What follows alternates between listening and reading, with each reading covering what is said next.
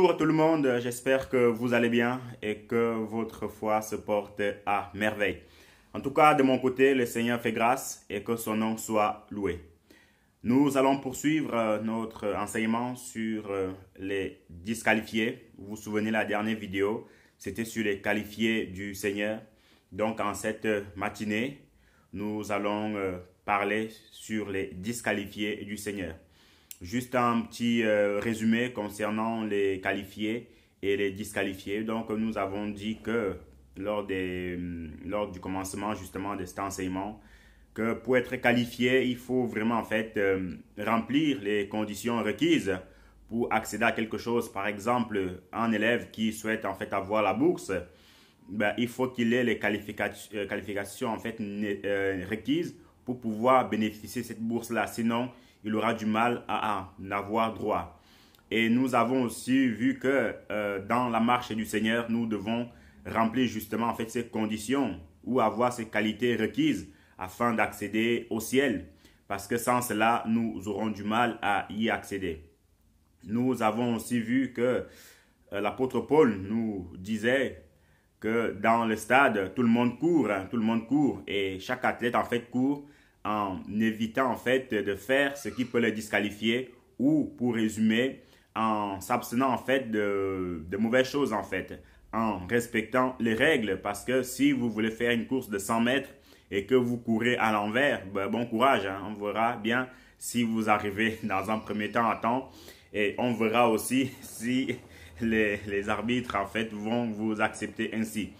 Donc, c'est pareil avec la marche du Seigneur. Pour accéder au ciel, pour espérer aller au paradis, nous devons respecter vraiment les conditions que le Seigneur nous donne. Parce que vous savez, étant donné que nous sommes quasiment 7 milliards au monde, si la Bible doit en fait vraiment s'accommoder à 7 milliards de personnes au monde, nous aurons du mal en fait. Donc, c'est plutôt à l'homme, c'est plutôt à l'être humain de s'accommoder en fait, c'est de vivre selon la Bible, c'est de vivre en fait selon les prescriptions bibliques et non l'inverse. Donc voilà, c'est pour notre bien que le Seigneur a mis ces lois-là, c'est pour notre bien que le Seigneur a mis en fait ces préceptes-là en place. Et aussi, on a vu que quelques qualifiés, nous avons vu Moïse qui était qualifié, l'homme le plus patient à son époque de la Bible. Nous avons aussi vu l'apôtre Paul qui a été qualifié et à la fin de sa course, il a dit « J'ai combattu le bon combat, j'ai achevé la course, j'ai gardé la foi. Désormais, la couronne de justice m'est réservée que Dieu seul me donnera, non seulement à moi, mais à tous ceux qui auront aimé son avènement. » Nous avons aussi vu Josué, Josué qui avait bien mené le travail du Seigneur. Le Seigneur, déjà, à la mort de Moïse, lui avait dit « Il fallait juste qu'il ne s'éloigne pas de la Bible, il fallait juste en fait qu'il reste assidu à la parole du Seigneur, au commandement de Dieu. Vous pouvez le lire dans Josué 1 jusqu'au verset 9.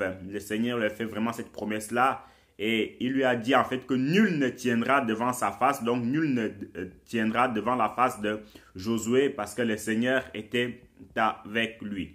Donc voilà un tout petit peu les hommes qu'on a vus qui étaient qualifiés. Nous avons aussi vu l'exemple de Mardoché, qui était vraiment en fait quelqu'un qui n'avait pas froid aux yeux devant Aman. Il ne se procédait pas selon l'ordre de ce monsieur, donc d'Aman. Oui, le ministre du roi, il ne se procédait pas. Il disait que non, tu n'es pas Dieu et tu ne seras jamais Dieu. Donc, hors de question que je me procerne devant toi. Et puis, voilà, nous avons aussi vu la révolte de Corée, Dathan et Abiram, qui sont révoltés contre Moïse, les serviteurs du Seigneur. Et la sentence a été sans appel. Ce qui veut dire quoi? Ce qui veut dire que, frères et sœurs, voilà, nous devons aussi nous efforcer à être comme ces hommes-là, à savoir Paul, Moïse, Josué, ainsi que les autres aussi, parce qu'il y en a des milliers dans la Bible qui étaient déqualifiés. Hein. On se souvient de l'exemple de David. Hein. On a David, on a Ézéchias, on a Abraham, on a Jacob, vraiment toute cette lignée-là en fait des hommes qualifiés. Donc maintenant nous allons voir un tout petit peu les personnes qui étaient disqualifiées. Et quand on parle de disqualification, ça veut dire que ce sont des personnes, c'est une liste de personnes qui n'ont pas respecté justement les valeurs du Seigneur, qui n'ont pas respecté les principes bibliques, et du coup, leur place a été en fait, ont été mise de côté. Donc, mais toujours est-il c'est que nous qui sommes encore en vie, nous avons encore toute la grâce nécessaire, nous avons encore l'opportunité de pouvoir nous qualifier, nous avons encore l'opportunité de nous repentir quand nous avons péché, nous avons encore le souffle de vie, le parler pour pouvoir en fait demander pardon au Seigneur afin justement d'être qualifié parce que l'enfer, ce n'est pas un endroit où il faut aller faire les courses, ni il faut aller bronzer, ni où il faut en fait aller se détendre. Non, c'est un endroit en fait dont la Bible nous décrit que les gens vont souffrir éternellement, les gens vont brûler éternellement. Et déjà, rien que, vous vous souvenez, peut-être certainement vous avez déjà fait à manger, quand un petit feu comme ça vous brûle, on peut déjà voir en fait la réaction que nous donne en fait notre chair, notre corps. Et cette réaction-là, ça nous montre vraiment en fait à quel point le feu en fait est dangereux. Et là, ce n'est même pas le 1 millionième de ce qu'il y a en enfer. Hein. Ce n'est même pas le 1 millionième de ce qu'il y a en enfer. C'est X fois plus. Hein. C'est X fois plus. Alors, si déjà un petit feu comme ça nous brûle et qu'on a une telle réaction, rien que pour 30 secondes, même pas pour 30 secondes, pour 1 seconde, le feu nous brûle et qu'on réagit comme ça, à combien plus forte raison, vraiment à combien plus forte raison, si ce feu-là en fait est éternel dans notre vie. Vous voyez un peu. Alors que tandis que le paradis, c'est un endroit paisible, c'est un endroit de repos, un endroit vraiment où on sera avec notre Seigneur, ou un endroit où on sera avec les autres qui ont semé la bonne parole dans le monde, qui ont prêché la parole, qui ont fait des miracles par la grâce de Dieu, qui ont tenu bon, qui nous ont en fait apporté beaucoup plus en fait dans la Bible. Et cet endroit-là en fait, ça sera éternel et nul ne pourra nous le ravir. Donc, efforçons-nous vraiment à y être dans cet endroit-là et le Seigneur nous aidera. Amen. Donc, nous allons lire quelques passages. Nous allons lire quelques passages concernant les disqualifiés. Nous allons les commenter et puis on s'arrêtera là. Nous allons prendre dans un premier temps le livre de Jean. On va prendre Jean 17, le verset 12 au verset 19. Jean 17, le verset 12 au verset 19.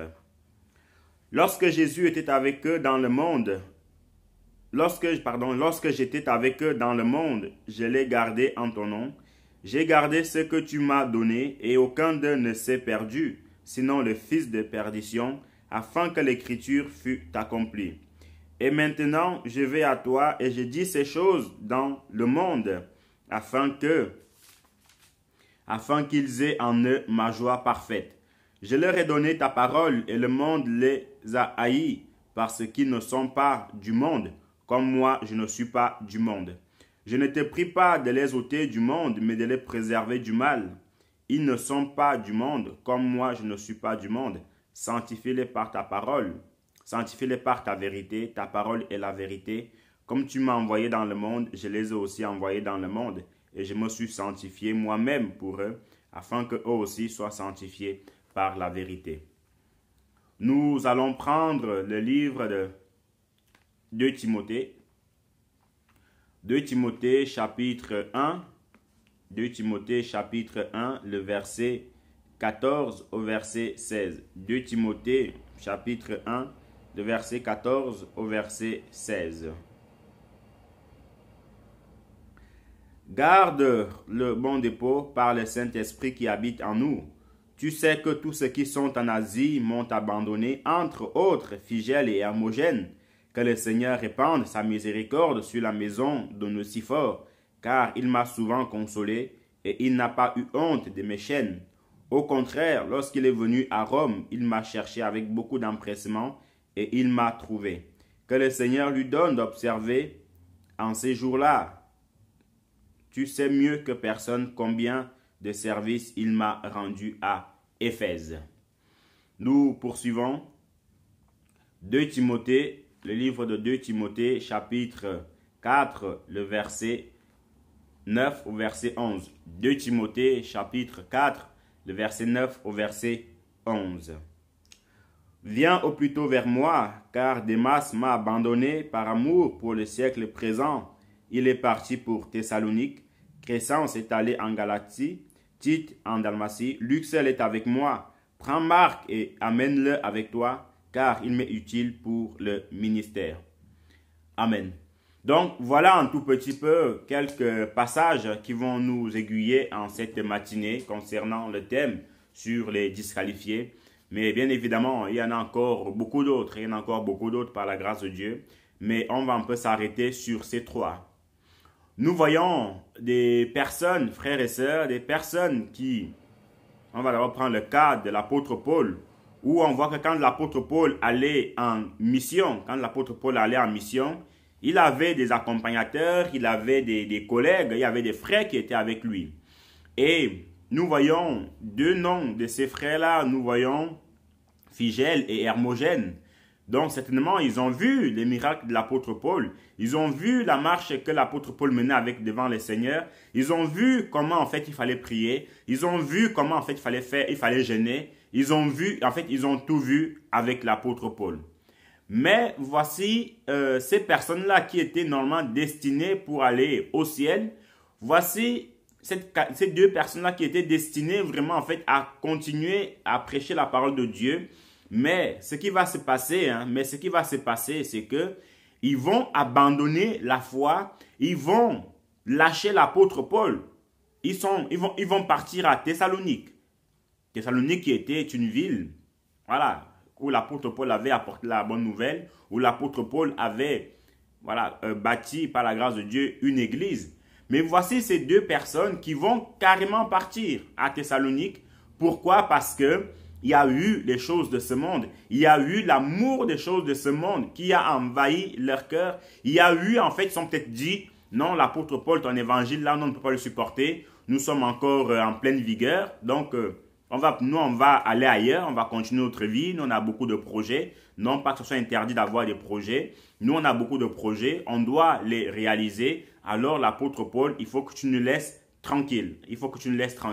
Va faire ton ministère si tu veux.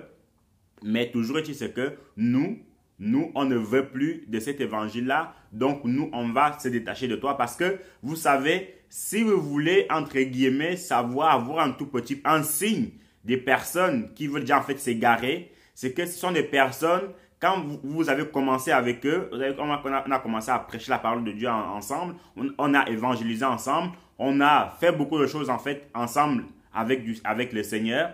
Et pour une raison qui ne tient même pas